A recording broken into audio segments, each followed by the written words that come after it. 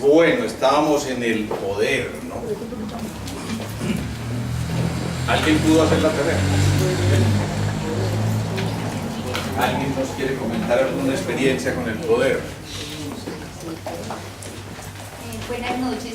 Sí, yo lo que experimenté fue, que es una palabra poderosa. Poder es una palabra poderosa. Que sentí que expandía mi vibración, que se expandía mi frecuencia. O sea, eso fue lo que percibí. Muy bien. Cuando en mi meditación hice Y cuando se expande tu frecuencia, ¿cómo experimentas eso? y eso es fuerza. ¿Ah? Es una fuerza vibratoria. Ok. Bien. ¿Alguien más? Ah, pensé que ibas a decir algo. Nadie más. Todo el mundo está empoderado, ¿no? A ver.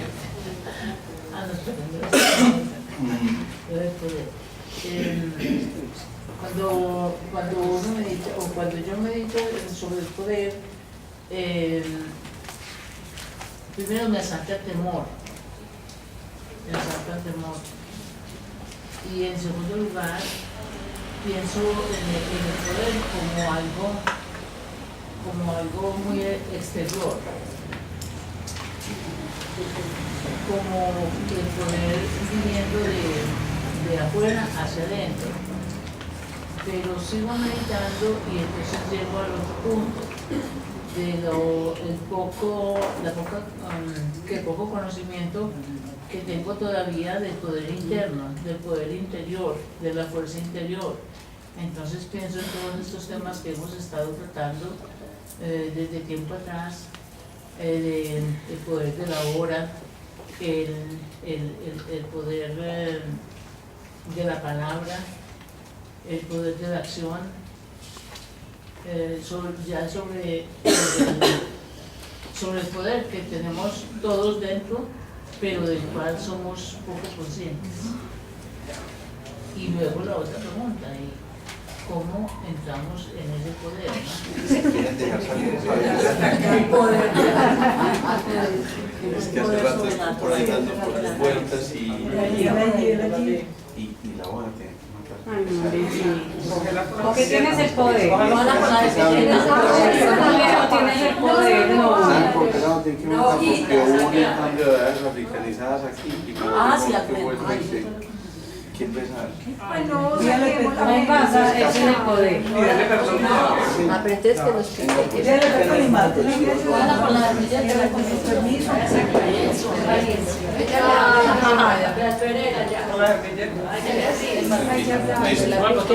Sigamos. Sí, es que me da miedo eso.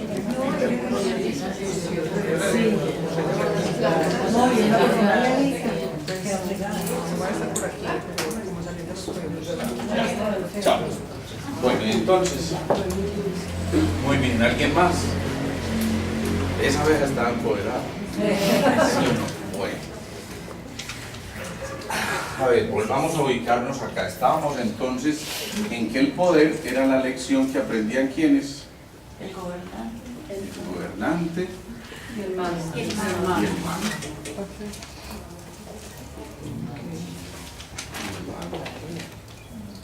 Todos estos haciendo parte de quiénes? De los arquetipos, de los que ya hemos hablado, el buscador y el amante, primero el huérfano y el inocente, el buscador y el amante, el guerrero, el bienhechor, el destructor y el constructor, fuimos al gobernante y el mago. Entonces decíamos que cada parejita de estas va aprendiendo una lección. La gran primera lección, seguridad. La segunda, identidad. La tercera, responsabilidad. La cuarta, autenticidad. Y la quinta, muy bien, ya solo, ¿va? Pero entonces llegan este par de sujetos aquí muy importantes, que son el sabio y el bufón.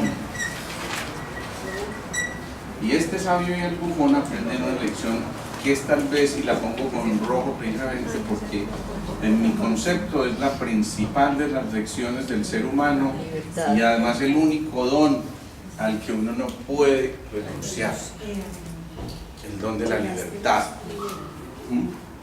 Cuando ustedes vayan a hacer alguna actividad, cualquiera que sea, vayan a tomar una decisión importante, vayan a trabajar en cualquier cosa específicamente, pregúntense, ¿esto contribuye a mi libertad o al contrario esto me genera ataduras, dificultades? Y entonces, si la respuesta va en contra de su libertad, definitivamente por ahí no es. Algo está pasando, pero por ahí no es, con toda seguridad. Eso casi que lo podemos decir como en términos médicos. En términos médicos, cuando una cosa es irrefutable, se dice patognomónica. ¿Sí? O sea, nada, no hay nada que decir. Y eso no se discute. ¿Listo? ¿Alguien va a discutir algo? Dime, Alicia. Pero para ustedes hay que analizar esa palabra. Porque, por ejemplo, un par de novios se van a casar, entonces esto me va a generar libertad o no, o una libertad que uno escoge. Pues hay cierto tipo de libertades que uno escoge, pero de hecho uno sí renuncia mucho a una libertad. ¿Y la renuncia es una pérdida de la libertad? Una pérdida de la libertad. Te lo pregunto de otra manera. Uno siempre está renunciando. Te lo pregunto de una manera. Cuando tú libremente elegiste casarte, ¿estás renunciando a tu libertad? Ya me olvidó.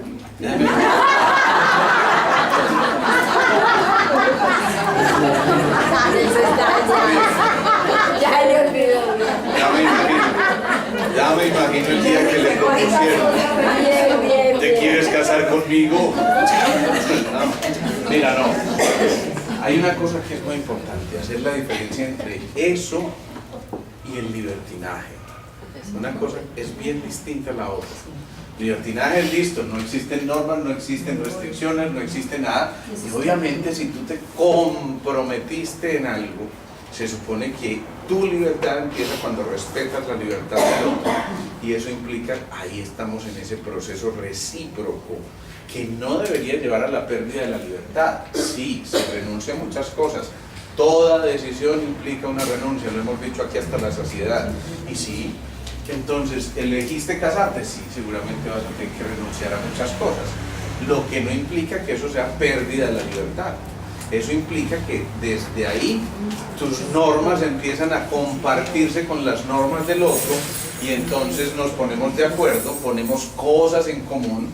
Por eso tratas de buscar una persona que tenga cosas en común contigo, ¿sí? Y por eso comparten valores, pero al contrario muchas cosas ganas también porque recibes del otro cosas que probablemente no tenías. Entonces, no quedarse en la periferia al tratar de analizar esto, porque entonces nos quedamos simplemente en el concepto lingüístico como tal, pero no entendemos lo profundo que esto es. Miren esto, ¿qué es un sabio? ¿Se acuerdan que empezábamos con dos arquetipos? ¿Cuáles eran? El huérfano y el inocente. Y después el huérfano y el inocente, cuando aprendían de seguridad, recuperaban o daban paso a otros dos. El buscador y el amante. ¿Se acuerdan que alguna vez hicimos el intento por describir cómo sería un buen amante, ¿no? ¿Sí? ¿Se acuerdan? Tú decías que tenga plata. Pero entonces miren que ese sabio tiene mucho de buen amante. Primero, es un sinvergüenza. ¿Se están dando cuenta de lo que le estoy diciendo? Un sabio es un sinvergüenza. Claro. No le da pena expresar sus emociones, sus pensamientos, sus ideas. Entonces pierde la vergüenza. No significa, yo digo cualquier barrabasada, no. El sabio de hecho no dice más de lo que tiene que decir. El sabio no pronuncia palabra ociosa. Bueno, de vez en cuando me toca hacerlo, ¿no? El sabio no pronuncia palabra ociosa, entonces simplemente no tiene por qué estar desgastándose en cosas que no son. El sabio, por eso es un sinvergüenza, ¿sí? Porque de hecho no tiene temor a la equivocación ni al hacer el ridículo en algún momento determinado. A veces se hace el ridículo, pero tiene la oportunidad de estar aquí cerquitica al bufón, que le recuerda que cuando uno hace el ridículo se ríe con uno mismo, no de uno mismo, sino con uno mismo. Eso es bien distinto. El sabio, además, a ver, denme otras cualidades del sabio y el amante. Entonces dijimos un sinvergüenza, ¿no? ¿Qué más? Es un infiel. Es un infiel. Maneja la prudencia. ¿Y por qué es un infiel?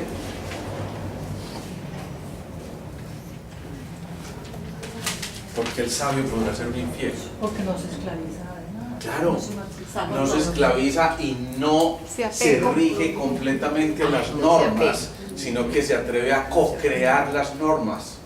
Entonces por eso decide ser infiel en un momento determinado para manifestar que él puede ayudar a co-crear. ¿Sí o no? El sabio es apasionado, ¿o no? Un sabio apasionado se da cuenta al final de que sabe, pero que tiene que ignorar lo que sabe para poder ser en ese momento esa persona que humildemente se reconoce como el aprendiz. Entonces el sabio también se encuentra en su sabiduría con la pasión, y la pasión por eso le pone las ganas, el empuje, el alma, todo, porque lo que está haciendo es tratar de llegar no de una manera cualquiera, sino gozosamente. Es decir, empieza a darse cuenta que esa dopamina que tenía que producir valía la pena. Es iluminado, el sabio es iluminado. De alguna forma es iluminado, pero renuncia a su iluminación.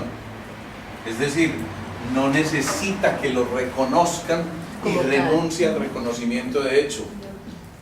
Cuando está en el mundo del ego, entonces ya no es el sabio.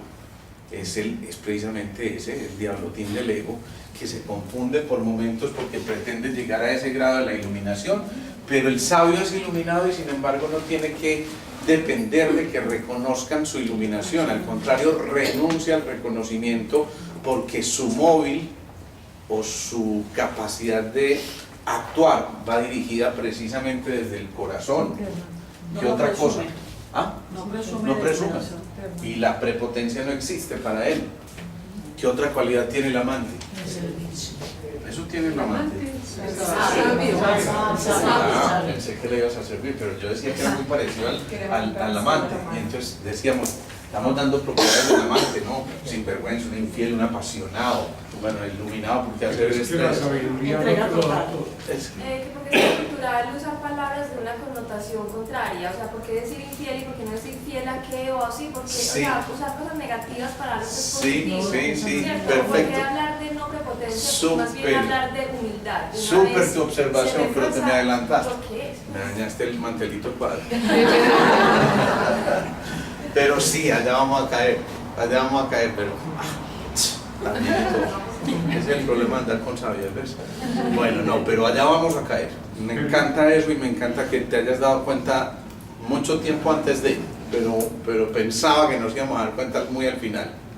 La sabiduría no es como todo el compendio, pues, entonces nos quedaríamos aquí todos los días descifrando. La sabiduría finalmente sí es el compendio de los arquetipos anteriores y de hecho los resume. Que lo que único que quería yo era cambiar ahí en la cosa del poder a los gobernantes, porque uno Sí. no quiere nada de esas cosas. Ajá. Pero de resto, todos los ¿Y demás. quién dijo que el sabio no era buen gobernante y buen mago? No, hablando de poder. Igual, el sabio sabe para qué es el poder. El sabio no manipula con el poder, pero sabe que tiene que poder para poder. ¿Sí? Bueno, sí, hablando de la perfección. como tal. Exacto. Bueno, como ya se adelantaron por aquí, entonces vamos a caer en una cosa muy importante. Fíjense que esta libertad está en relación con la capacidad de ser flexibles, con el movimiento llevado a la no limitación. Esa capacidad de ser flexibles, entonces nos permite, ¿se acuerdan del reino animal cuando conquistaban lo máximo? ¿Qué era? El reino mineral conquistaba una cosa muy importante, ¿se acuerdan? La transparencia. El reino vegetal, su devoción a la luz. El reino animal, la flexibilidad que le daba el movimiento. Y casi que el movimiento se relaciona con la libertad. Si yo no estoy libre, no me puedo mover. ¿Sí o no? Y si esa libertad se conquista en el sentido del movimiento, decíamos, la vida es un continuo movimiento. Es una diferencia de potencial. Se mueven los electrones, hemos dicho tantísimas veces. Precisamente cuando empezamos a movernos en la libertad es porque el sabio básicamente tiene una cosa que le caracteriza. ¿Qué será? Ustedes ven a una persona muy sabia y dicen, ¿cómo se mueve de bien? ¿Cierto? Dicen, canta muy bonito. Tranquilidad. Equilibrio. Y todo eso parte de ¿dónde? La sabiduría. De la armonía, que a su vez parte de ¿dónde? De su interior, que cultivó a través de ¿qué? Claro, del conocimiento. Del conocimiento. Entonces el sabio, cuando ya ha alcanzado el conocimiento máximo, paradójicamente sabe que apenas comienza. Entonces se da cuenta que sí, es portador de un conocimiento, pero que ese conocimiento es infinito y por lo tanto es absolutamente imposible para él adquirir todo el conocimiento. Entonces sabe que es poseedor de una verdad, no de la verdad. ¿Sí? Creo que les conté alguna vez el cuentecito de la verdad, el engaño y la mentira, ¿o no? Sí. No.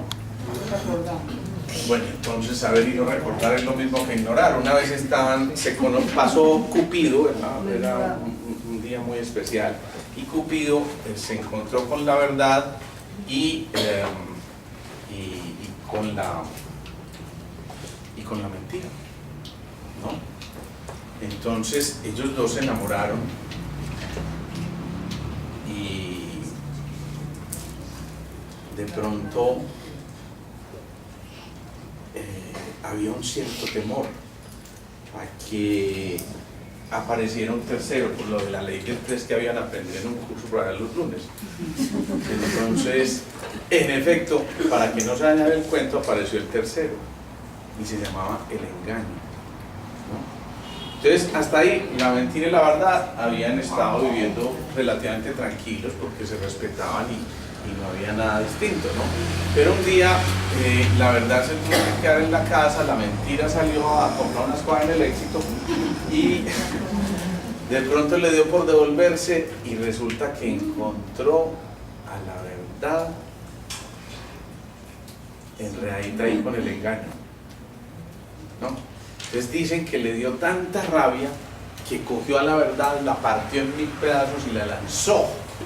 Y dicen que desde eso cada uno tiene apenas un pedacito de la verdad, ¿sí?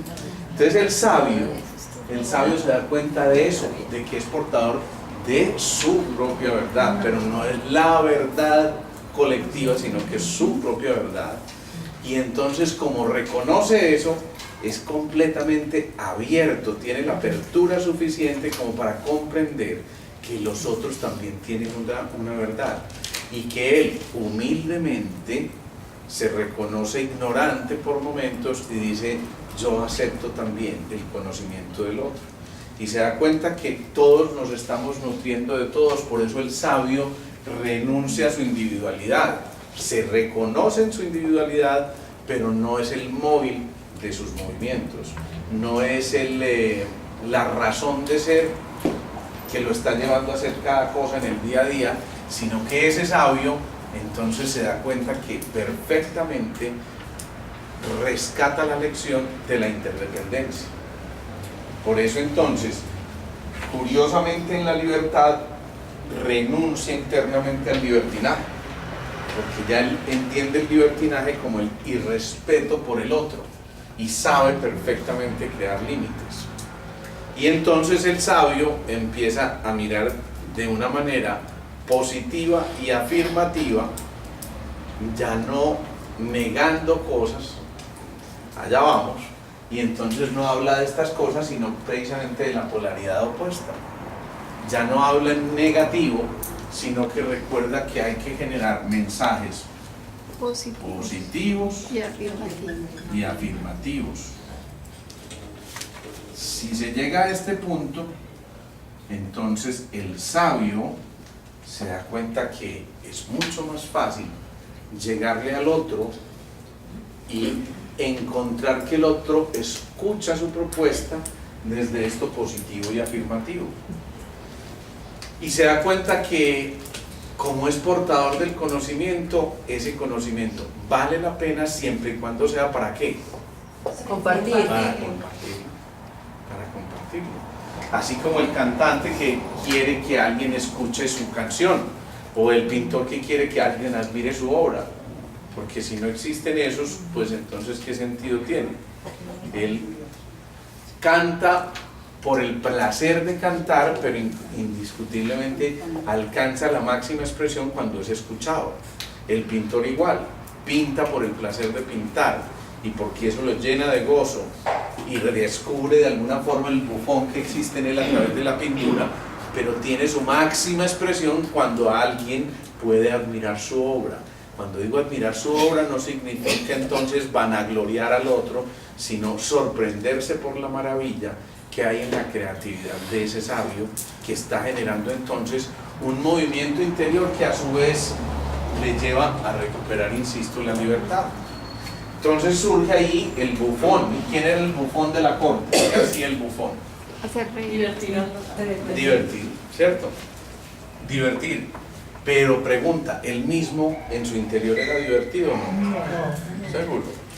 Era serio. ¿Seguro? Sí, sí. Esa es la diferencia entre un humorista y un payaso. Sabían lo que tenían que hacer. El payaso hace reír, el humorista hace pensar para hacer reír. Y eso tenía mucho el bufón.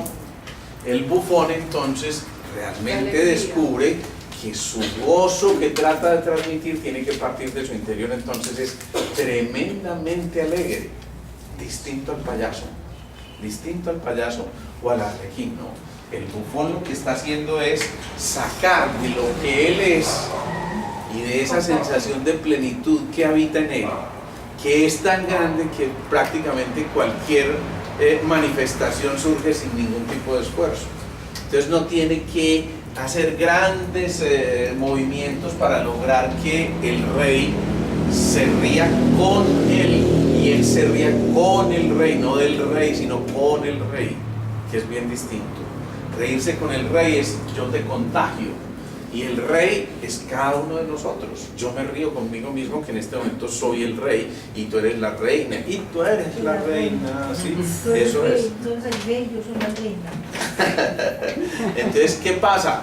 Que todo eso se está generando en el interior de una manera tal que se despierta esa necesidad de disfrutar, esa necesidad de volver a rescatar la esencia misma de lo que éramos, que en un momento determinado, cuando esa semillita germinó, estaba repleta potencialmente de la capacidad del gozo.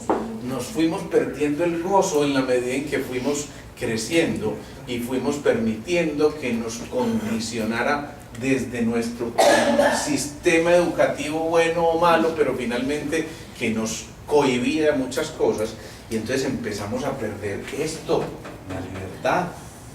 Por eso en el día a día pregúntense ustedes, ¿lo que yo estoy haciendo realmente me permite ser libre? ¿Esa persona con la que estoy me genera libertad? ¿Mi actividad laboral me genera libertad interior? ¿Estos pensamientos que tengo ahora me generan libertad? ¿Los pensamientos que suelo tener en el día a día me generan libertad? ¿La crítica que asumo a veces desde el ego me genera libertad? ¿La posibilidad de reconocer en el otro con comprensión amorosa sus limitaciones me genera libertad? El de aquí, ¿se acuerdan cuál es el de aquí? El saboteador. Ajá. Ese saboteador me genera libertad. Este que ama de manera incondicional me genera libertad. Este que está acá y me dice, no se puede, nunca lo vas a lograr, eso es imposible, me genera libertad. Este que te dice, mi conciencia no tiene límites y mi imaginación jamás va a encontrar barreras, eso me genera libertad. Este otro que está aquí y dice, es que yo sin plata no puedo hacer nada. Este dice, solo con mis ideas puedo llegar a donde quiera. ¿Cuál de los dos me genera libertad? Entonces, cuando estamos en esa posición de observar al uno o al otro, y estoy hablando aquí del señor ego y aquí del señor espíritu, entonces empezamos a encontrar diferencias tremendamente grandes que nos hacen por lo menos reflexionar en lo que estamos haciendo.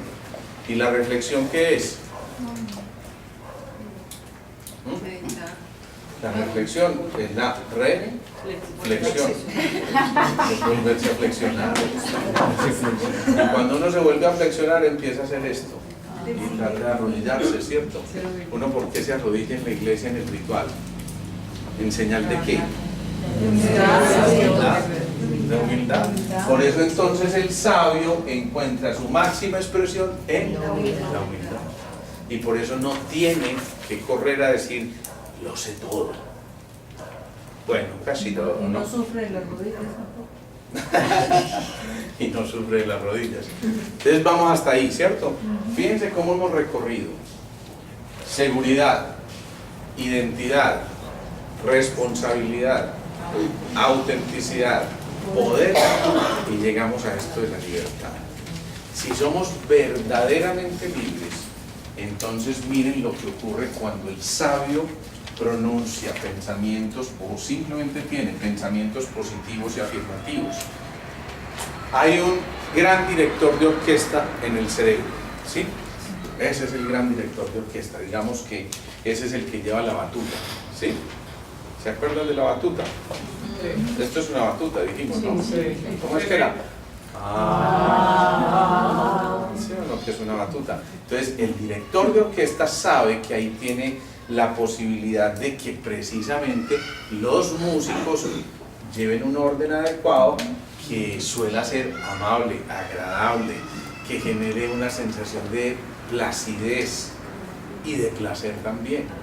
Entonces, el director de orquesta decide generar pensamientos positivos y afirmativos, y cada una de las células escucha un pensamiento positivo y afirmativo. Cuando eso ocurre, ¿qué se genera al interior del cuerpo? ¿Qué pasa con los órganos y sistemas? ¿Qué pasa con cada celulita? ¿Qué pasa con cada tejido que hay en el cuerpo? Se conectan, se armonizan, pero además, ¿qué ocurre? Exactamente, se comunican y dialogan entre ellos, no imponen, expresan sin imponer, pero son tan convincentes al momento de hacerlo que la propia convicción convence, ¿sí? Un buen comunicador tiene esa cualidad, que está primero convencido de lo que está transmitiendo, y si está convencido, su propia convicción convence. Lo propio ocurre cuando el cerebro está convencido de lo que quiere, pues convence a todos los que lo están escuchando. Y entonces el gobernante y el mago Fabio, no el mago Fabio, sino Fabio, el gobernante y el mago, entonces están generando un movimiento muy especial, y es que ya cogobiernan, no son tiranos, sino que cogobiernan y le dicen a cada una de las celulitas, vengan, ¿y qué tal si? ¿Y a ustedes no les parece que? ¿Y cuál sería tu opinión si? Es decir, los demás se sienten tenidos en cuenta. Cuando los demás se sienten tenidos en cuenta, entonces participan ¿en qué? En las decisiones. Y si yo participo en las decisiones libremente, asumo que la decisión final va a ser buena. ¿Por qué? Porque yo también fui partícipe de esa decisión. Entonces no tengo que reñir con el otro, sino que doy argumentos, el otro da los suyos, y simplemente ponemos en común esos argumentos. Cuando no ocurre así, entonces ¿qué le pasa al cuerpo? Enfermedad. Y entonces, vamos a hacer el repaso. Supongamos que aquí está el cerebro, casi siempre está ahí. Pero supongamos. Pero supongamos.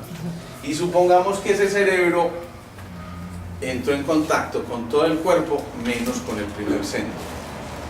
En el primer centro estaban en una rebeldía, la berraca, y dijeron, no, ¿qué le vamos a hacer caso al cerebro? Entonces en el primer centro dijeron, no, ¿sabe qué? No más impuestos. Y salen a huelga. Y entonces, ¿qué pasa si el primer centro sale a huelga y no le hace caso al sexto centro, en este caso, que es el gran integrador? ¿Qué pasa? Sí, se desequilibra, pero entonces, ¿qué produce? Si no hay comunicación, hay enfermedad. Hay enfermedad. Y entonces, y es el primer centro. Entonces, ¿qué pasa? Que se enferma de los riñones. Se enferma de los riñones, se enferma de los huesos, ¿qué más? Se enferma de los oídos y empieza a perder agudeza auditiva. Y si alguien pierde agudeza auditiva, ¿qué le ocurre? Pues que recibe mal la información o simplemente no escucha. Y si alguien no escucha, dentro de los músicos de la filarmónica, ¿qué pasa? Se perdió, y una de dos. O el director de orquesta es muy tenaz, muy templado, y le dice, Cristina, te me vas ahorita mismo de la orquesta, no te quiero ver por acá, ¿sí o no? Entonces Cristina sale y se va. O le dice, venga Cristinita, venga para acá, organicémonos pues. Sí, mire, lo que estamos tocando es esto. Ah, sí, pues yo no quiero tocar esto. Chao. ¿Sí? Y si se queda ahí, entonces, ¿qué le pasa a todo lo que está tratando de tocar la orquesta? Y ella está tocando otra cosa distinta. Que no hay armonía y se pierde el sonido. Y entonces el son se ha ido. ¿Sí? ¿Qué ocurre si ese primer centro entra en esa disarmonía desde el punto de vista emocional? ¿Qué le pasa a esa persona que no atiende la dirección de ese director de orquesta, valga la redundancia? Miedo. Claro, entonces lo primero que desarrolla es el miedo. Y en un principio es apenas el miedo, pero si no se pone de acuerdo con el director de orquesta y no le hace caso finalmente al director de orquesta, entonces ese miedo no se queda ahí. ¿Qué genera? Pánico, terror, ¿sí? Pero si en cambio ese miedo decide escuchar al director de orquesta que le dice, hombre, no es para tanto, vea, ¿sabe qué? Yo también tuve miedo alguna vez y me leí El Caballero de la Armadura Oxidada, que ya todos se leyeron. Y entonces El Caballero de la Armadura Oxidada de Robert Fisher me ayudó a entender que había grandes castillos que yo tenía que enfrentar, y de uno de ellos era el de la voluntad y el poder y la fuerza y no sé qué, y me dijo, ¿sabe qué? Los miedos no son tan grandes, no son dragones, son sapitos, ¿sí? Entonces decidió enfrentarlos. Entonces él le dice allá a un primer centro, riñones, suprarrenales, huesos, oídos, y no, ¿sabe qué? Convierte ese miedo más bien en prudencia. Y entonces cuando el miedo empieza a escuchar ese carretazo, dice, está bien, de aquí en adelante no me voy a ir hacia el pánico, sino que encuentro la prudencia que hace. Ah, vea que sí es verdad, vea que sí es verdad, ¿no? Miren cómo nos vamos condicionando a eso. Supongamos que entonces el que no hace el diálogo y el que no escucha, el director de orquesta, es el tercer centro. ¿Qué le pasa a alguien que habita en el tercer centro, a esas células que habitan en el tercer centro y no escuchan al patrón de arriba dando una orden, que además es una orden conciliada, es decir, una orden afirmativa y positiva que va buscando algo agradable en el cuerpo? ¿Qué le pasará entonces a esa persona? Pero de órganos. Órganos.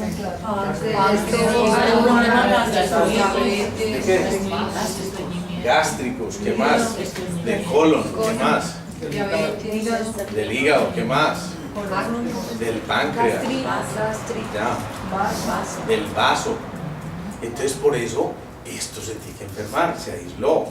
Esta mañana veía un colega, miren cómo son las cosas, que es que esto es bonito, porque cuando uno ve cómo el entendimiento y la comprensión son realmente terapéuticas, van generando movimientos muy bonitos. Este es un hombre relativamente mayor que mide como 2 metros y 30 más o menos, pues así lo veía yo, muy grandote, pero además médico ortodoxo, que yo no sé, por el carretazo de alguien se va a mandar por acá, vaya ya que allá le pueden ayudar. Entonces, por supuesto, el médico llega con una cierta actitud, que es, y mira para todas partes y mira casi que en menos de 3 segundos hace una visión panorámica, un registro, un escáner, un paneo. Qué maravilla, estamos súper tecnológicos. Una mirada inquisidora. Bueno, en fin, todo eso. Lo cierto es que en 3 segundos él se ha dado cuenta a dónde llegó. Y yo también me doy cuenta quién llegó. Entonces él empieza a contarme su historia y me dice, sí, yo vengo porque no sé quién me remitió y vengo por un dolor lumbar de mucho tiempo de evolución, 25 años de evolución con este dolor lumbar. De hecho, me encontraron una hernia lumbar a nivel del E4 y el E5, la cuarta y quinta vértebra lumbares. A mí me operaron de eso, pero francamente no mejoré. Me hicieron fisioterapia, no mejoré. He tomado antiinflamatorios, relajantes musculares, no mejoré. Ya tomo cosas para dormir, no mejoro. Y ahí sigo, pero 25 años he estado tratando de buscar la misma solución, ¿sí? De pronto, cuando él está a punto de subirse a la camilla, yo le digo, quítate la camisa. Yo muy pocas veces le hago quitar la ropa a los pacientes, pero cuando hay un cierto gradito ahí de prepotencia, pero prepotencia en el buen sentido, me acuerdo de unas palabras que decía Jorge Carvajal en un seminario. Él decía, no hay nadie más indefenso en el mundo que un ejecutivo en calzoncillos. Así decía.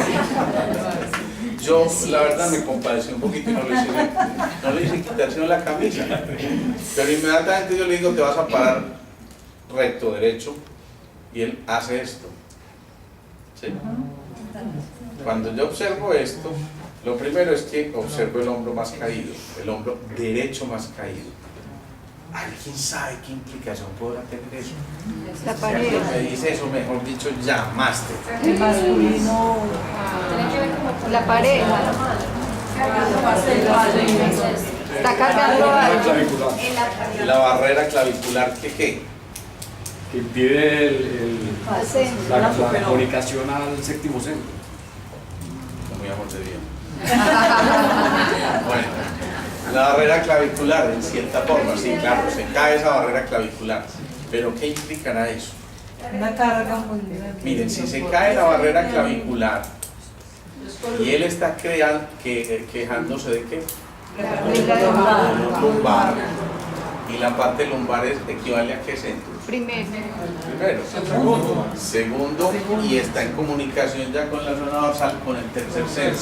Esa es la transición del segundo al tercero, ¿sí o no? Pero si hace esto, ¿qué pasará, pregunto yo, a nivel del tercero?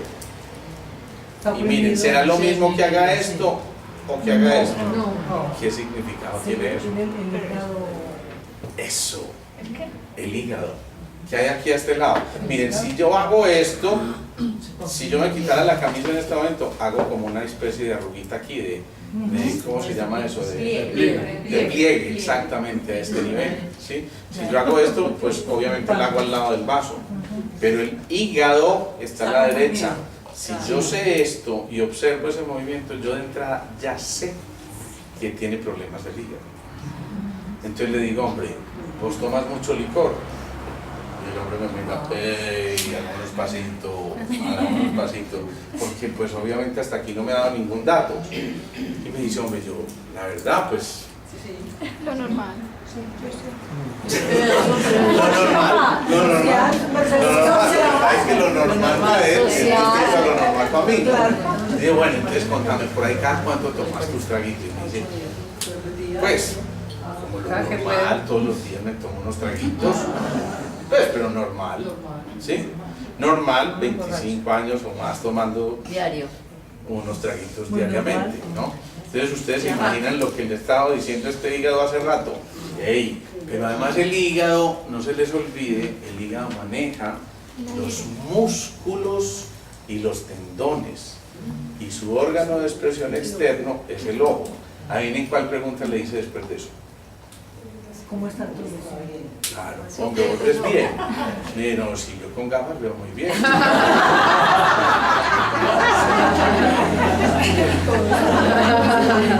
Entonces ya me está diciendo definitivamente es ese hígado. Y además, como yo lo observé entrar, normalmente alguien que es muy alegre no entra como, ¿sí? Sino que el que es muy alegre, doctor, ¿qué tal? ¿Cómo está? Qué rico verlo, ¿sí? Pero el otro que entra así como, e hizo el escáner, normalmente es alguien con un espíritu un poquito crítico, un poquito amargado. ¿Cuál es el sabor del hígado? La hiel. No, ya la hiel en extremo pobre no, eso tampoco está tan grave. Pero bueno, lo cierto es que es un poquito amargo, ¿sí? Y entonces, ¿qué más pasa?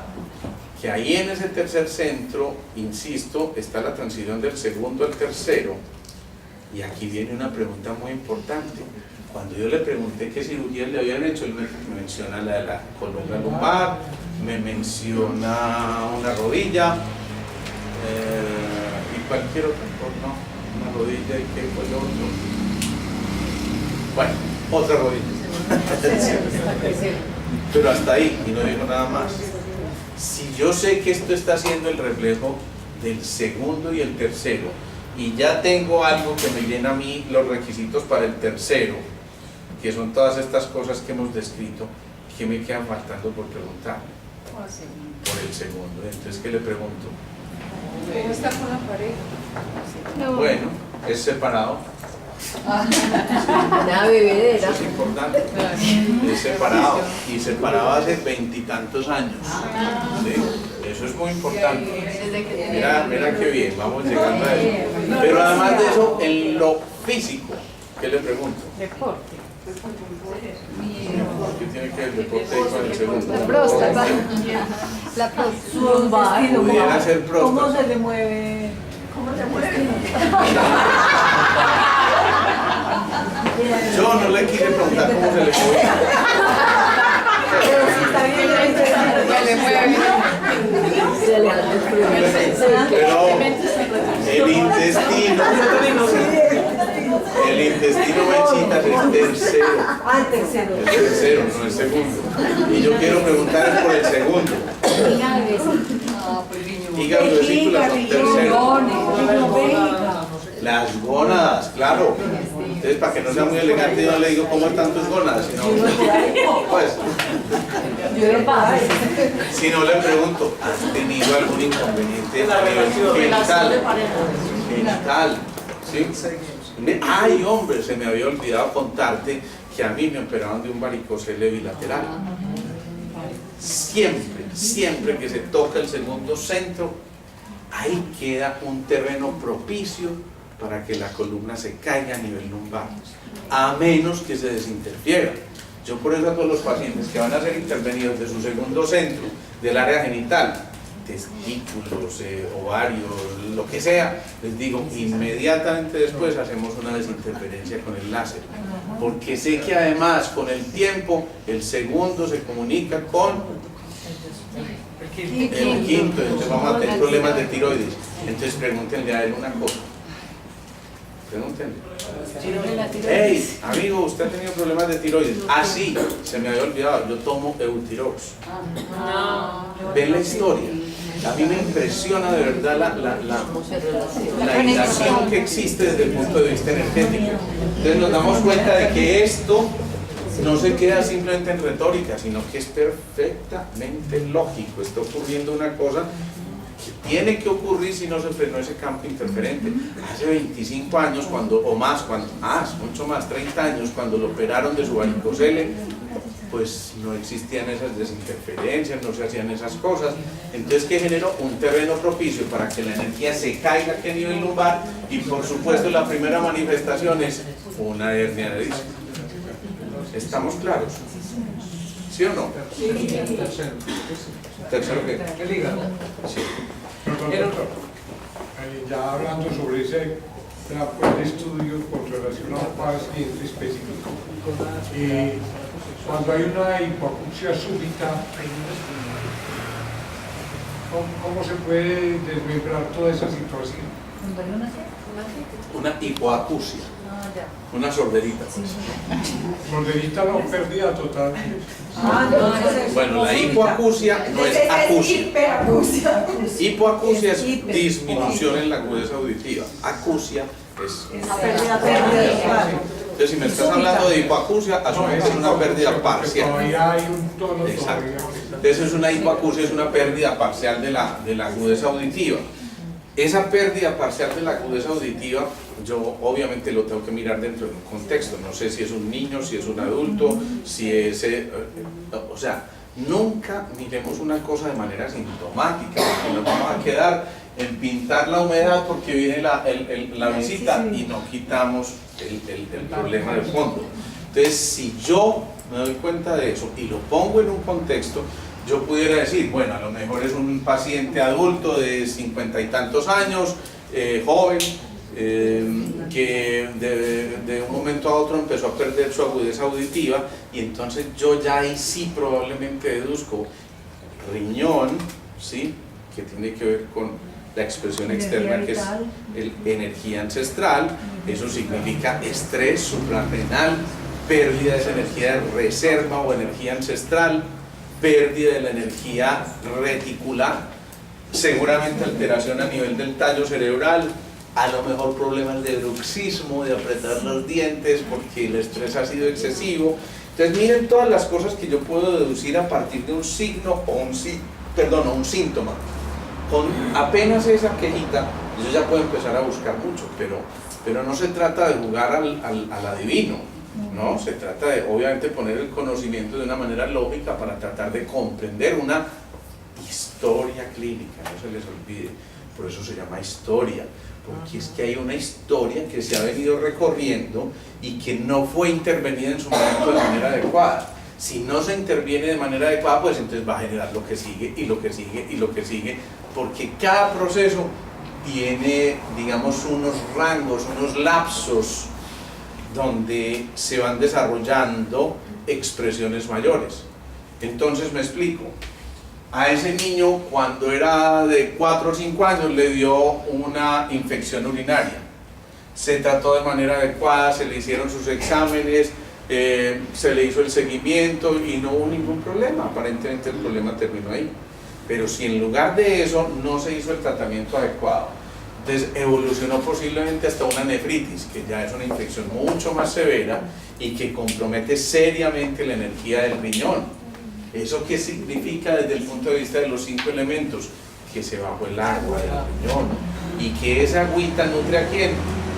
A la tierra. A la madera, a la madera. A la madera. A la madera, que es ¿quién? El hígado. Yo sé que para muchos estos conceptos pueden ser un poquito nuevos y como medio raros, pero no se preocupen, que después de mucho tiempo tampoco van a entender. Mentiras, que miren que ya casi todos responden de manera casi que automática, ya lo hemos ido proyectando poco a poco.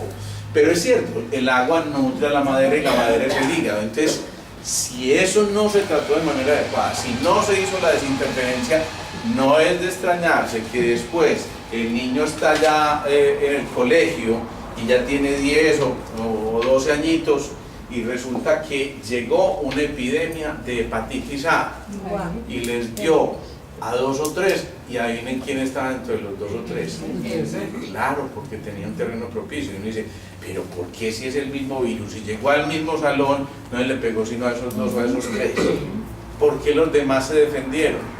Porque tenían un terreno adecuado y tenían ese riñón funcionando adecuadamente, que estaba nutriendo el hígado y le permitía defenderse.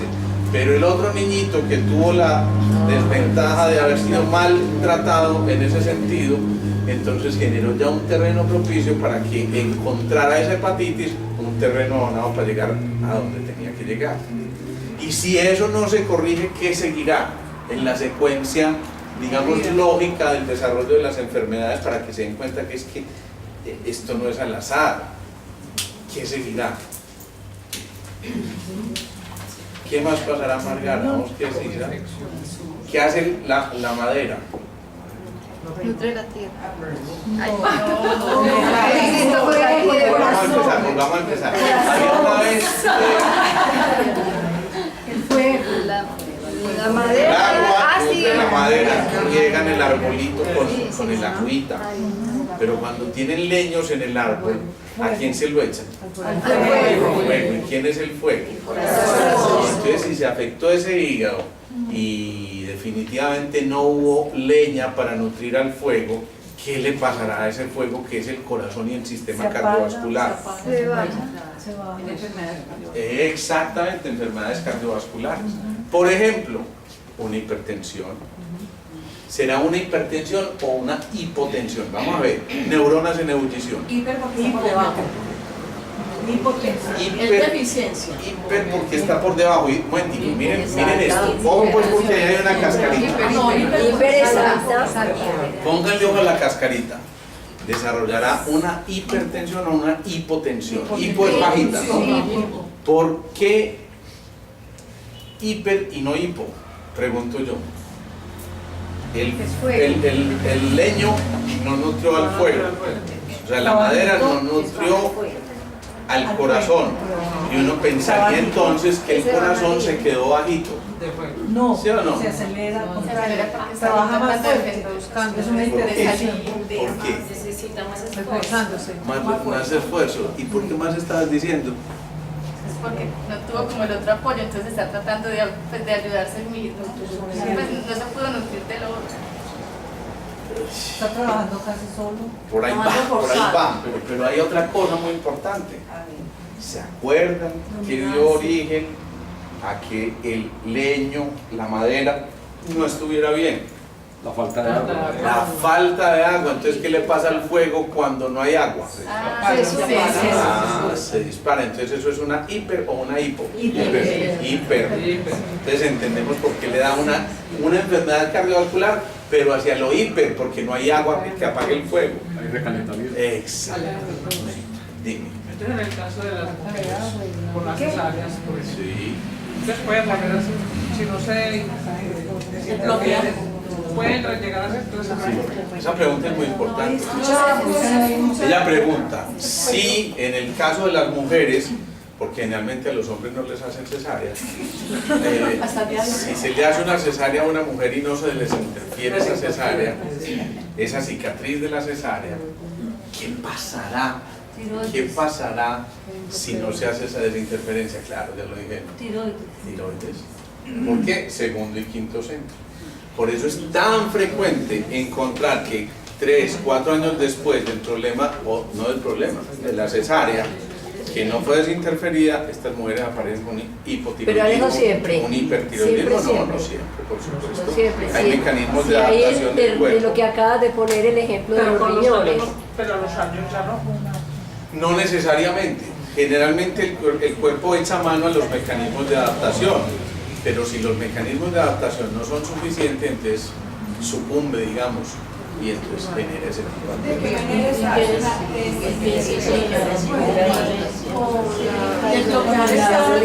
¿Hay alguien aquí que haya tenido una cesárea? Ven, por favor. Para que nos demos cuenta que esto es muy bonito. Paula. Ahora. Ven, por favor, ahí está. Surta neta. Ven para acá, por favor. Mal genial. Admira. Vamos a hacer el famoso reflejo miokinético que ya ustedes conocen. Ella es zurda, por eso yo voy a probar la mano izquierda. Tú vas a levantar esta mano, por favor. Ponte de ladito, eso es. Yo voy a tratar de bajarla y tú no me permites bajarla. Lo más fuerte que tú puedas. ¿Listo? Vamos. ¿Listo? 1, 2. Bueno, yo no me tengo que colgar de aquí ni nada, pues porque obviamente yo voy a posiblemente a vencer. por la fuerza. No, mentira, no se trata de desafío, sino lo que estoy midiendo es el grado de fuerza que ella tiene aquí, lo más fuerte que tú puedas.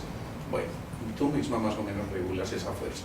Ahora yo le pido a ella que con su otra mano se toque la zona donde estaría la cicatriz de la cesárea y observen lo que ocurra, lo más fuerte que tú puedas, ¿sí? Si esto es interferente va a ocurrir esto. ¿Estamos listos? Vamos. Observen eso, ¿sí?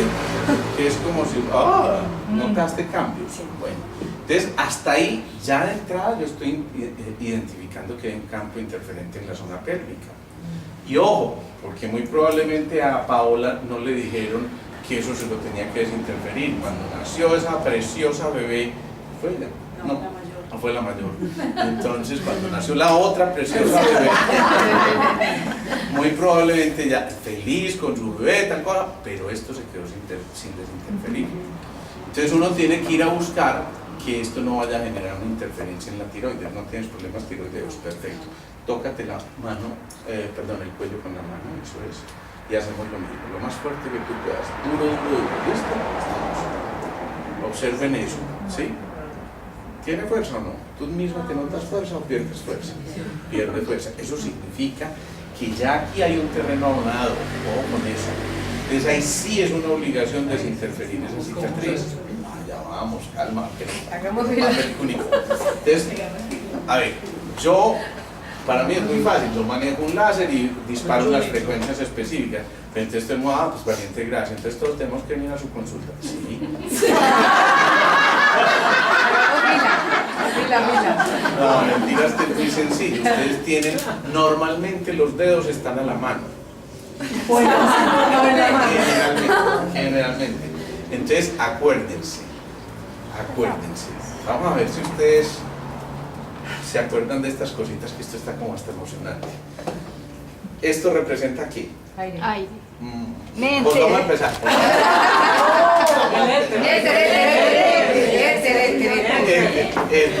¿Y el éter es qué?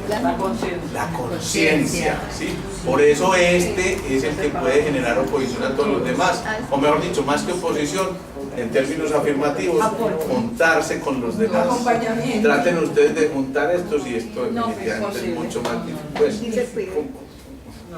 No nos da. No nos da, ¿sí o no? En cambio fíjense que se junta con todos los pulperos, ¿sí o no? Sí. Bueno, cuando yo junto este, ¿y este es cuál? Aire.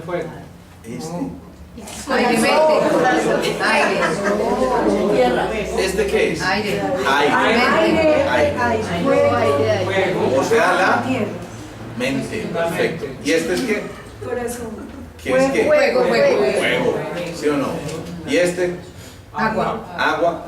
Tierra. Y tierra. Vamos ahí, perfectamente.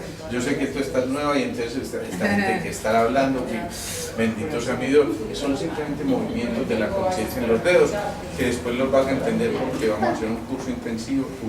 Yo ahorita te digo que te voy a dictar el curso. Entonces, ¿qué ocurre? Cuando yo junto esto, estoy haciendo un mudra. ¿Qué es un mudra? Es la fusión de al menos 2 o 3 movimientos. Si yo hago este, es el mudra. El todo. Que tiene que ver, no, el del todo es este. Con ¿sí? el fuego. Vamos a hacer ese ensayo porque me parece interesante. Yo tomo tu pulso, podemos quitar el dedo. Yo tomo el pulso de ella y miren, este es el mudra. Este es el mudra que nosotros llamamos el mudra universal, o sea que están reunidos todos los movimientos. Si yo, ojo a eso, vamos a ver.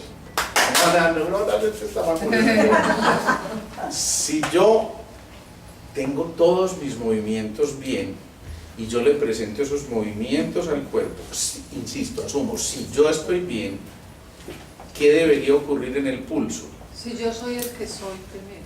Bien, si yo soy el que soy, bien, elegante, bonito, no. Entonces, si yo soy el que soy, estoy armónico, estoy bien conmigo mismo, si yo le presento esto al cuerpo, ¿qué debería ocurrir? Apenas una reacción de reconocimiento, como decir, sí, acepto eso, ¿no? Pero si yo estoy en conflicto con alguna de estas cositas y yo tomo el pulso, normalmente si yo tomo el pulso, háganlo ustedes ahí, tómense el pulso, ¿sí? Eso. ¿Todos se toman el pulso ya? Sí. Miren, si yo hago esto y concéntrense en esto, observen qué pasa con su pulso cuando yo hago esto.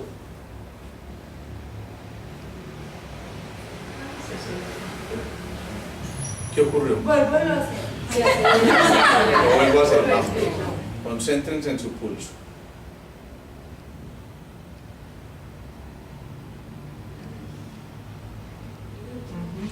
Coge tu frecuencia. Primera pregunta elemental, ¿cambió o no? Sí. ¿Alguien no le cambió? Bueno, todos estamos de acuerdo en que cambió. Ya, eso es lo que me interesaba. Cambio el pulso. ¿Qué hace? Él reconoce que llegó una información. Y no importa que estemos a 100 metros o a 1000 metros o a 50.000 kilómetros como hacemos sanaciones a distancia muchas veces. Simplemente es la conciencia la que está dirigiendo esto. ¿Estamos ahí o no? Entonces, si estamos acá y yo asumo que ella va a reconocer todo, si yo tomo el pulso, lo más lógico es que ella apenas tenga un cambiecito con el pulso y dice, ah, sí, el mudra universal, y ya, y se queda tranquilo. Pero si ese pulso se queda tan alterado, significa algo de aquí no está reconociendo. ¿Está muy enredado eso? No, lo que está es buenísimo. Entonces, aquí no está reconociendo. Vamos a mirar si ella lo reconoce. Tómense ustedes el pulso. Ustedes van a tomar su pulso, pero ojo pues a lo que les voy a decir. Atención. Concentrados en Paola. ¿Sí? O sea, ya no lo están recibiendo ustedes, sino que van a asumir desde su puesto cómo está recibiendo ella la información. Y observen cuando yo me dirija por la línea media del cuerpo, de abajo arriba o de arriba abajo, si en alguno de los centros se les cambia a ustedes el pulso. ¿Entendieron la propuesta? Sí. ¿Alguien no? Asumo que todos la entendimos, ¿no? Entonces, tomo el pulso de ella y conozco más o menos su pulso basal, entonces yo ya sé que tiene un pulso basal determinado, me familiarizo con ese pulso y paso ese mudra universal a ver si de pronto, no necesariamente, pero si de pronto en alguno de sus centros cambia este pulso o les cambia a ustedes allí. Entonces paso por aquí, séptimo, cambia el pulso. Puede de pronto darles una cosita que no se regula. ¿Sí? Paso por el sexto, cambia. ¿Se regula o sigue alterado? Se regula. Bueno, paso aquí en el quinto. ¿Se regula o no? Se acelera. Pero relativamente bajo. Comparen esto, yo voy bajando y miren cuando llego al segundo. ¿Sí? Es que se altera mucho más. ¿Alguien percibe eso o no? Sí. ¿Alguien no percibe eso? Todos estamos en positivo. ¿Quién dijo yo? Yo me siento como lo mismo. Ven para acá. Recuerda que tienes que convertir el miedo en prudencia. Sí. Alejo, yo lo sentí antes más lento cuando Yo hablas. también. Lo importante es que se alteró, no importa si es que se De alto abajo, debajo. pero que se queda alterado. Ven acá, por favor, tómale el pulso.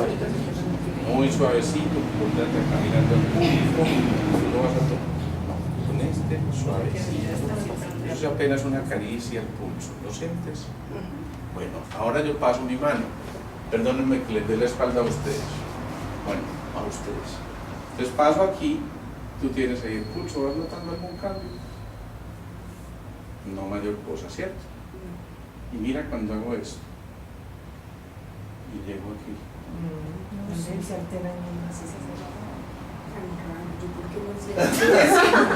Bueno, tú lo sientes. Entonces, ¿qué implica? Miren, hay gente, esto no es raro.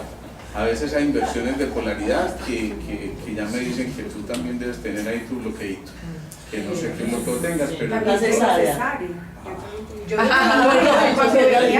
también tengo cesárea. Ah, bueno, haberlo dicho antes. Bueno, es posible que eso cambie su percepción, porque ella también debe tener un bloqueo. Quédate. Pero no se pasa otra vez acá. Entonces, ¿qué pasa? Si yo... Hay tres tipos de mudras. Yo no sé si de eso hemos hablado alguna vez aquí. Uno se llama el mudra pita, que tiene que ver con la energía eléctrica. Pita.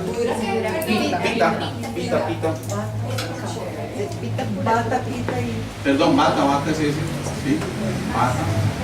Otro se llama el mudra pita y el otro se llama kapha. Todas estas son visiones de la medicina ayurvédica que simplemente lo que nos dicen es que hay una constitución determinada. El vata es ese flaquito que a toda hora tiene que estarse moviendo, no se puede quedar quieto, es súper inquieto. Si se come un yogur en todo el día no importa, pero en mi caso es estarse moviendo, entonces pónganlo quieto, y eso es la tortura más grande del mundo para un vata. Normalmente es de constitución delgada, generalmente es un poquito acelerado y medio inamable, ¿sí? Bueno, el pita es en cambio mucho más atlético, ¿sí? Es mucho más es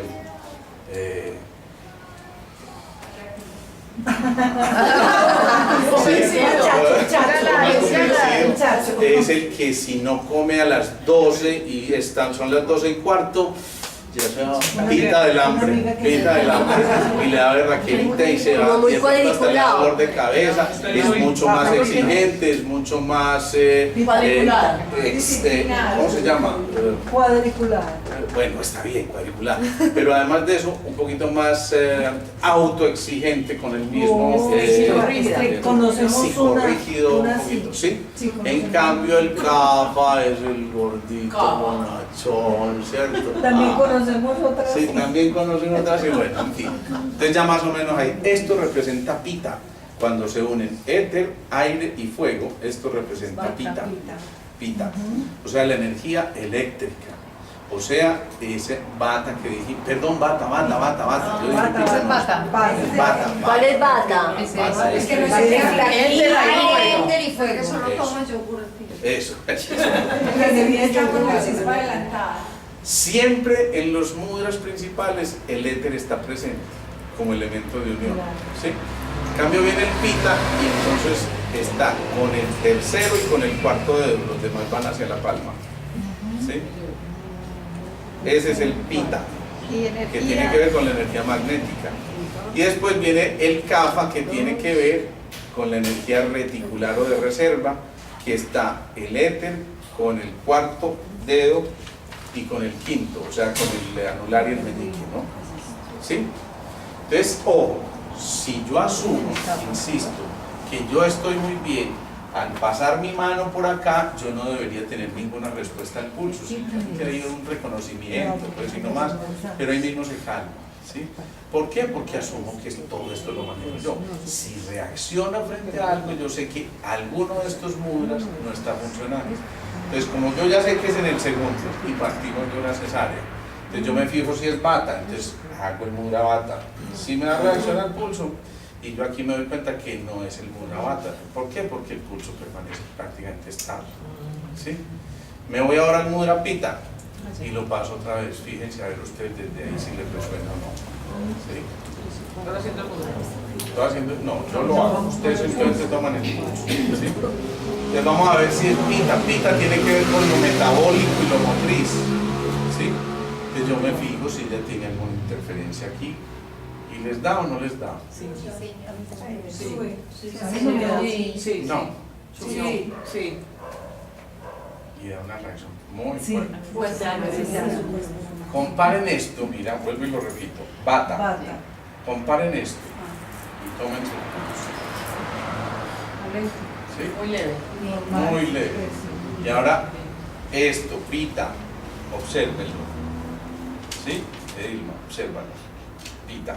Y ahora acerco pita. ¿Notas cambios? Entonces aquí yo sé que es el mudra pita. Y paso kapha, si de pronto hay alguna alteración, no la. Entonces yo sé que es pita. Si yo sé que es pita, pita tiene todas las connotaciones que esto tiene. Si yo sé que es pita, sé que esto tiene que ver con la energía magnética. Y la energía magnética es ¿cuál? Corazón. Es la relacional, digamos, ¿sí? Es la relacional, puede ser afectiva, sí, pero también sé que es metabólica.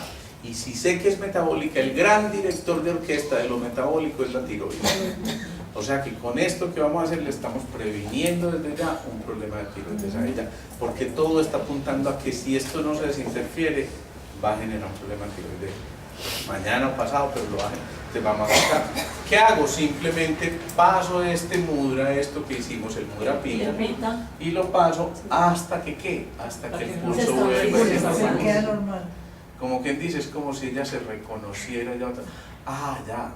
Es como cuando uno empata dos cablecitos, un cablecito de la luz que se había partido. Que funciona. Háganle cuenta. Ya. Él no estaba pasando la Ya se está ahora se normaliza. Se normaliza, es que el pulso vuelve ya como que tú lo notas o no. Notas que tu pulso se normaliza o que llega otra vez como a donde estabas. Sí, ya está normal. Igual de leer al primero y al tercero. Al primero y al tercero. Entonces miren lo que va a pasar. Vamos a volver a hacer la pruebita. Tú te tocas nuevamente en la pelvis, eso es, y tratamos de hacer esto. Si esto realmente funcionó, yo asumo que cuando yo vaya a hacer la fuerza aquí, ¿ella qué? Vamos a ver, no me vamos, lo más fuerte que tú puedas, vamos.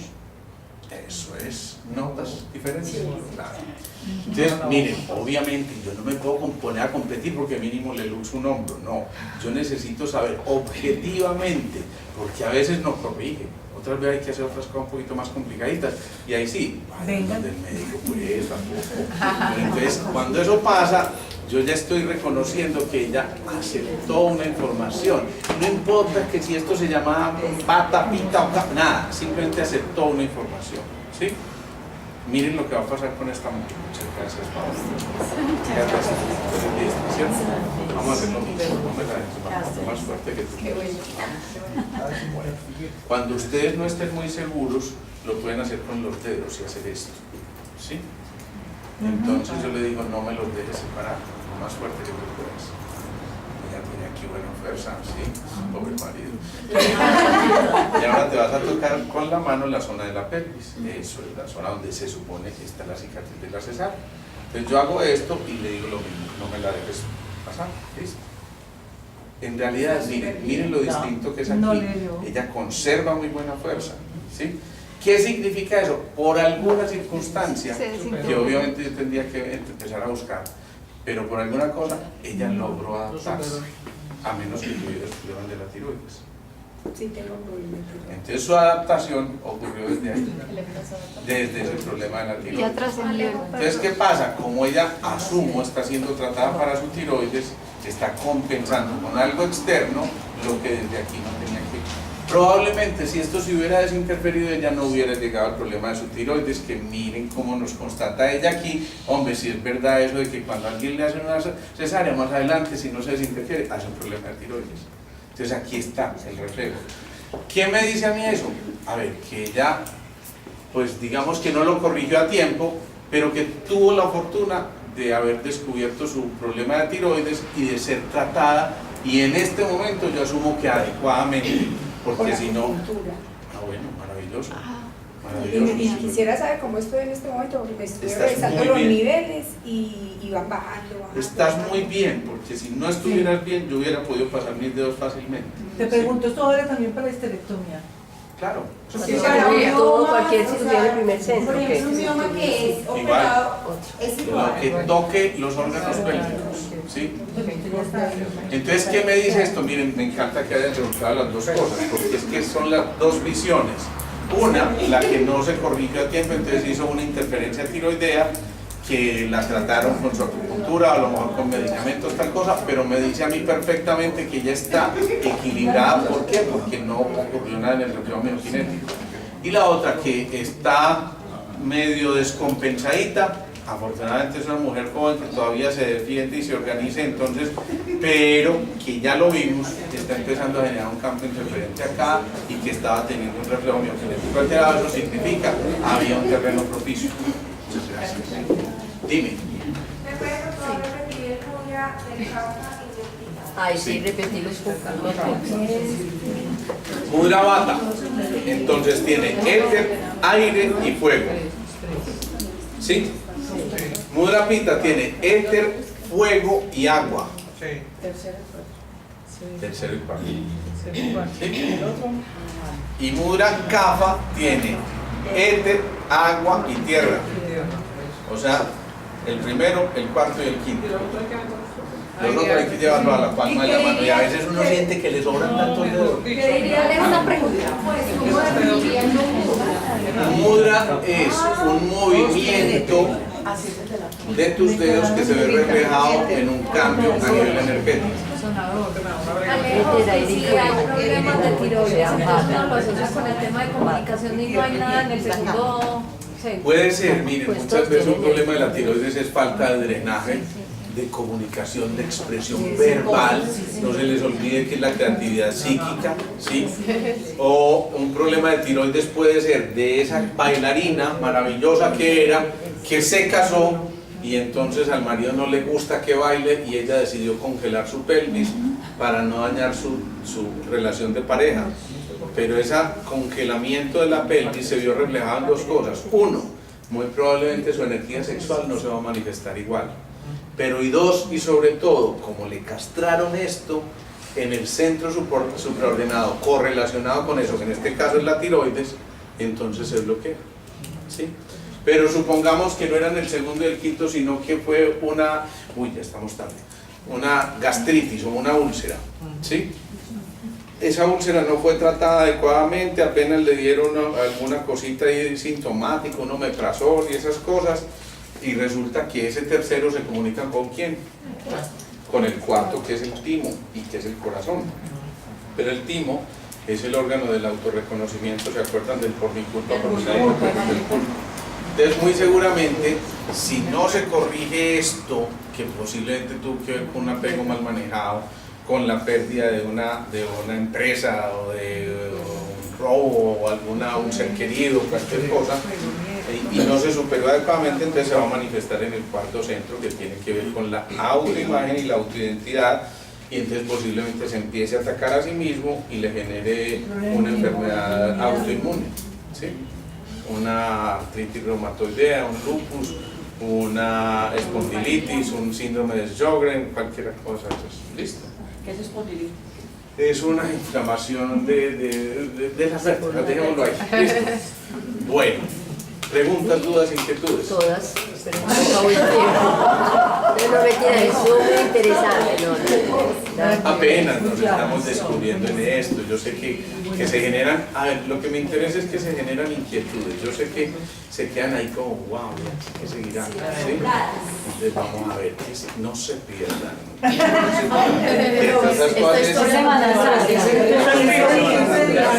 Ya nos vamos al lunes de Pascua. El lunes no hay. El lunes es festivo. Es festivo, además. Perdón, escuché. Alejo, y cuando ya la gente está, me disculpan si lloro, porque es que mi compañera de escuelita de primaria le acabaron de hacer un diagnóstico de hígado, cáncer de hígado, ya tiene compromiso de vaso y de pulmón. Uno a ella, ¿cómo le ayuda? Pues como aquí. Si tú sabes que el tercero se equilibra en el cuarto, entonces tienes que tratar de ayudarle a equilibrar el cuarto. Yo no conozco el contexto de su historia, pero muy probablemente tengas que ir a tratar de ayudarle a resolver problemas de tipo emocional, seguramente en relación con su pareja o con su descendencia, o con sus hermanos o sus abuelitos, o con su núcleo. O sea, yo lo que conozco de ella cuando niña era que ella me decía que ya no era capaz de dormir con la luz apagada y se tapaba todo así todo. Ya eso es que, ya eso es Miedo, siempre dormía así, que no se corrigió y que generó un terreno propicio. Miren, como siempre hemos dicho, cuando el primer centro se baja, es un terreno propicio para la enfermedad degenerativa, véanlo ahí. Sus miedos no manejados por las circunstancias que sean, dieron origen a que se aclara una cosa ahí. Siempre fue asmática, ella faltaba mucho al colegio por el asma. Es asmática, entonces ¿qué pasa con el asma y el riñón? Que el pulmón no nutre el riñón, ya lo sabemos. Y si el pulmón no nutre el riñón, tenía que tener miedos. Dime. Una petición es que no encuentro los videos en YouTube y los estaba compartiendo con mi mamá en Cali. Y no aparecen los últimos, ¿ok? Sí, miren, infortunadamente A ver, Titis, que era la persona que nos está ayudando a colgar los videos en YouTube, digamos que tiene algunos inconvenientes y no va seguramente a asistir por mucho tiempo. Qué rico, me encantaría, porque además necesitamos eso. Entonces, yo te pido, por favor, que ahorita te pongas de acuerdo con Mónica y con...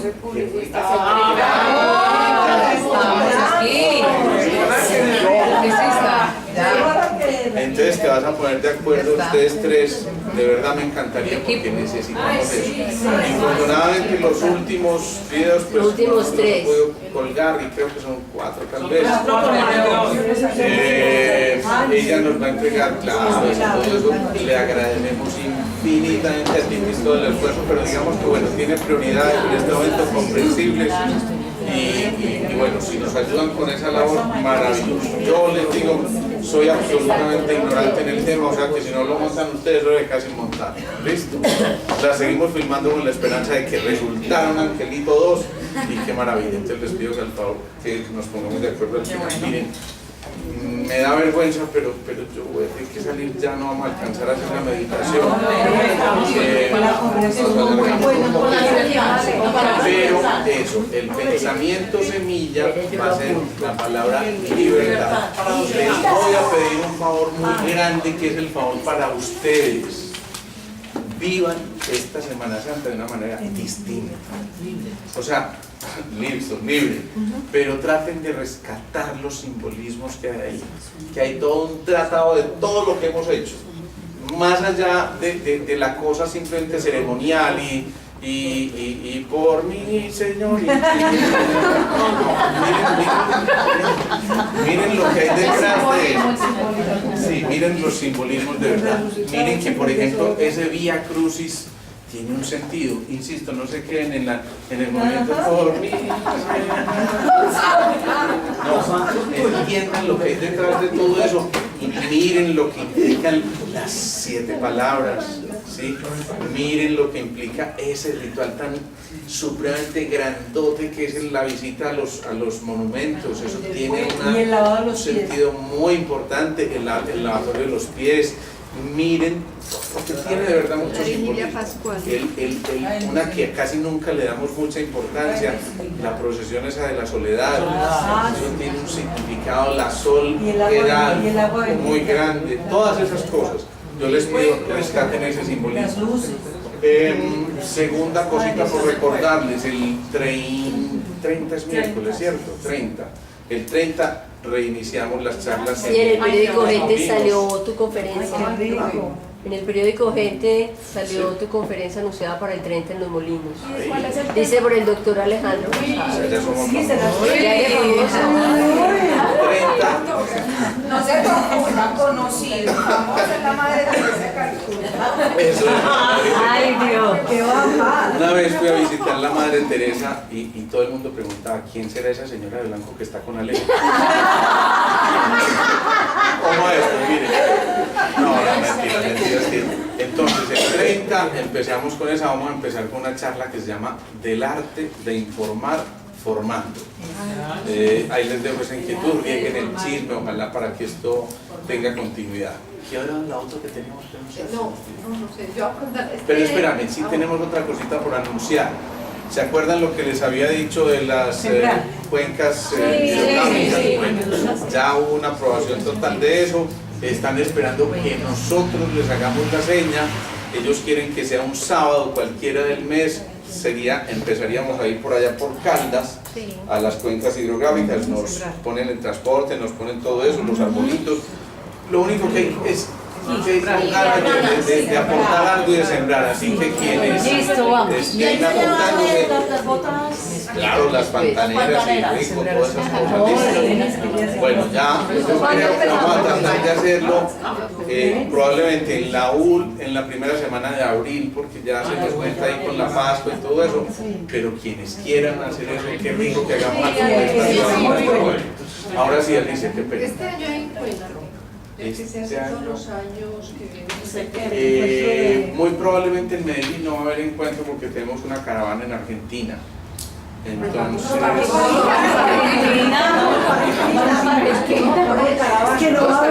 ya incluso algunas veces nos han acompañado, la vez pasada a Chile nos acompañaron algunas personas, y rico sería si se animan. Eso va a ser del 10 al 17 de septiembre, si no estoy mal. Ya saben pues que están cordialísimamente invitados. ¿Más preguntas, más dudas, más inquietudes? Bueno, entonces nos vemos el lunes de Pascua. Muchas gracias a todos. Gracias, Alex.